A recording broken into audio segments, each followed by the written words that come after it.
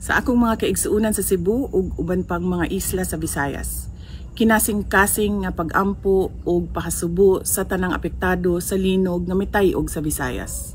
Nasayod ako nga dili matungkad ang kasakit nga inyong gibati ug kalisod nga inyong giatubang karon. Apan taliwala sa gibilin nga kadaot sa trahedya sa inyong mga pamilya o komunidad, dili unta kamo mawad-an og pagsalig ug paglaom. Magsilbi unta kamong tinubdan sa kakusog, kamaayo ug kadasig sa tanan.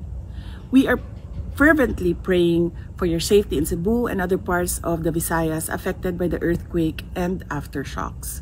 We ask God to grant comfort to those who have lost loved ones and to provide relief and strength for those holding their families together amid property loss and damage.